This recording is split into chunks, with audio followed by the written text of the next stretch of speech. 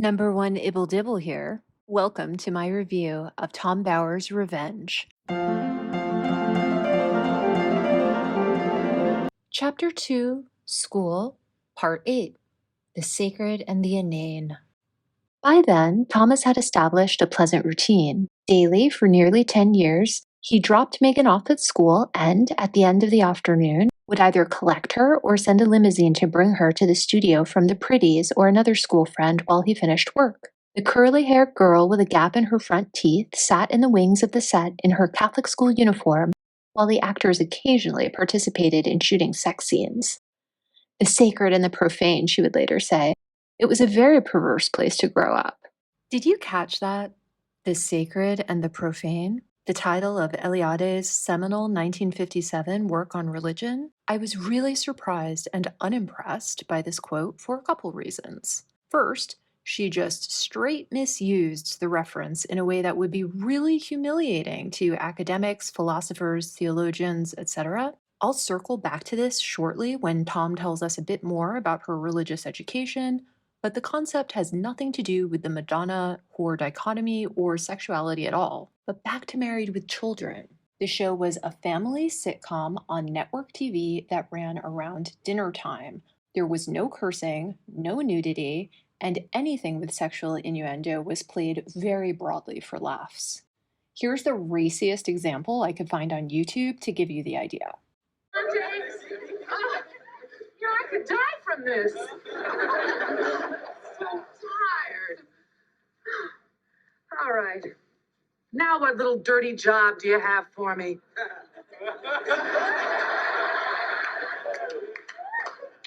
Oh, no. Oh, I'm so tired. So it's not like baby Megs was being raised on a porn set. It's really an insult to the people who were so kind to her for so many years to call their workplace perverse. At weekends, there was a routine of Saturday ballet and acting classes, followed by our club sandwich and fruit smoothie at an ice cream parlor or hamburger hamlet. Thomas also encouraged Meghan regularly to volunteer to serve food, especially turkey dinners, to the homeless at the Hippie or Skid Row kitchen. This explains a lot for me. My initial reaction is to commend Thomas. He was pretty much a single parent and worked a tough job with long hours to provide really well for Meghan materially. Beyond that, he provided the typical bourgeois private education and extracurriculars for her to build confidence and move in more socially elevated circles where that stuff is the norm. Beyond that, he catered to her interest in performing arts, but tried to balance it with volunteering and religious activities to cultivate an appreciation that most people are not so lucky and many are truly suffering. Even better, he personally spent quality time with her. And more important than any of these individual things, he did all of them consistently for years. It truly seems like he was her champion. On the other hand, there are plenty of parents who do these things because they are nasty narcissists who see their children as extensions of themselves, and their children endure a type of hell where superficially their life is perfect, but they are actually being psychologically abused. I taught children between 5 and 15 years old for several years, and in my experience, 90% of antisocial behavior in children comes directly from their parents. 1 out of 10 times, the child is reacting poorly to its environment or life events it doesn't have the tools to handle. 9 out of 10 times, show me a rude, arrogant, angry, patronizing, exploitative, manipulative, disdainful, contemptuous, or otherwise antisocial child, and I'll show you a rude, arrogant, angry, patronizing, exploitative, manipulative, disdainful, contemptuous, or otherwise antisocial mom, dad, or both. I think we're all clear that Thomas Markle created a monster. I'm still just undecided about whether he himself is one or not. I think when a kid grows up with a genuinely empathetic parent, they tend to be genuinely empathetic. When they grow up with a model of performative goodness who's nevertheless kind of an ass most of the time, that's what they initially become, at least before they truly mature. I really don't know what to think. Let me know in the comments below what you think about Thomas Markle. Maria Polia, her school's theology teacher, remembered that Meghan was unusually compassionate. Thomas Markle could also take credit for the observation by the school's head teacher, Elise Fay, that Meghan was memorable as a confident, articulate, and proactive pupil. She had a voice, she would stand up for the underdogs for what she believed in, and became a leader among her friends.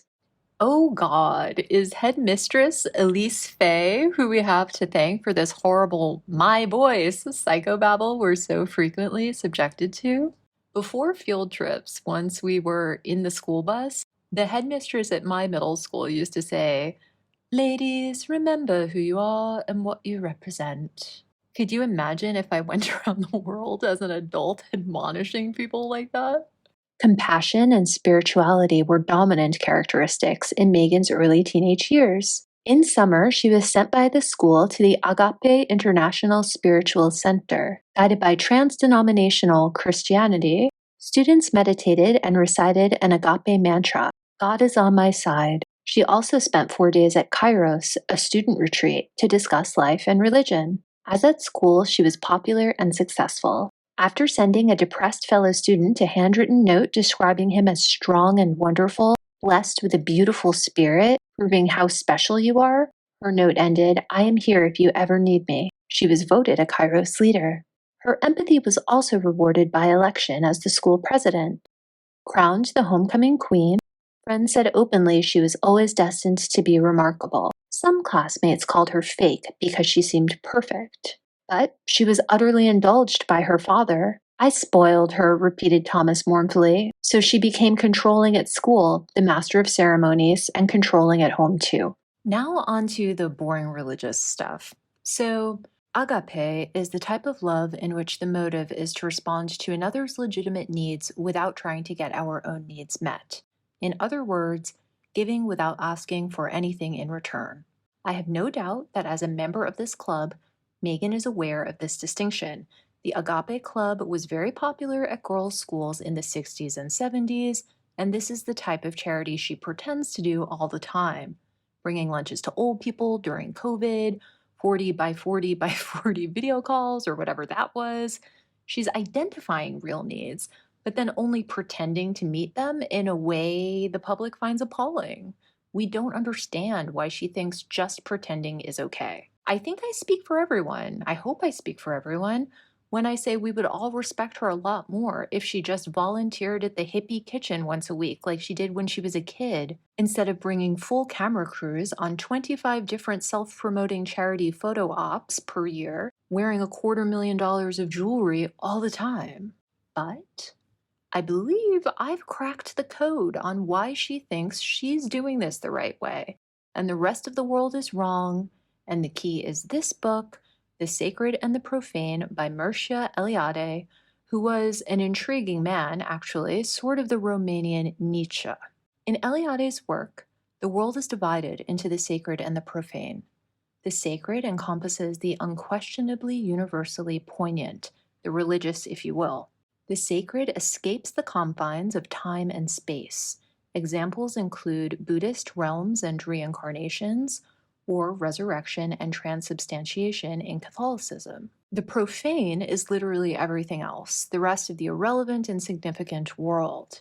In the profane world, there is no qualitative differentiation and no structural orientation.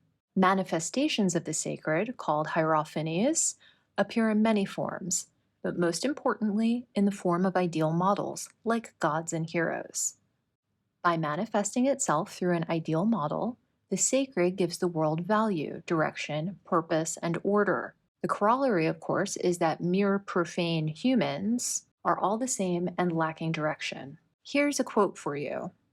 In imitating the exemplary acts of a god or of a mythical hero, or simply by recounting their adventures, the man of an archaic society detaches himself from profane time and magically re-enters the great time, the sacred time, in a cycle of eternal return. Simultaneously, the power of an ideal model is derived from and commensurate with its origin. If origin is equivalent to power, then it is the first manifestation of a thing that is significant and valid. Use some Aristotelian logic, and according to Eliade, only the sacred has value, only a thing's first appearance has value, and therefore only the sacred's first appearance has value. To give his own life value, traditional man performs myths and rituals. Because the sacred's essence lies only in the mythical age, only in the sacred's first appearance, any later appearance, recounting or reenacting of a mythical event reactualizes that event. Traditional, religious, yet profane man desires to escape the linear succession of events composing time, which are inherently empty of value. Nostalgia is therefore the never-ending desire of us, the profane, to experience hierophanies and hierophants, aka archetypes. Eliade often uses the term archetypes to refer to the mythical models established by the sacred. Yes, you heard that right. One more time. Archetypes. Archie, Archewell, Archetypes. This crazy bitch already thought she was Jesus, Yeezus, and Meryl Streep because she's a narcissist who read fascist theology in high school. And now that she's married to Harry, with commensurately powerful royal origin super sperm, she thinks she's Princess Diana and the Queen as well. In her mind, her nuclear family is composed of intrinsically structurally superior, ideal models who need only reenact the rituals of charity in front of us, the profane world, to give us order and purpose. And we're supposed to yearn for it and them too. Initial godlike appearances matter. Follow through is for the profane. I didn't intend for just chapter 2 of this book to turn into 15 videos, but I need to turn off my computer before my brain explodes. Goodbye. Don't forget to like, share, and subscribe. I'll be doing a chapter a day to keep the corgis away. Toodaloo!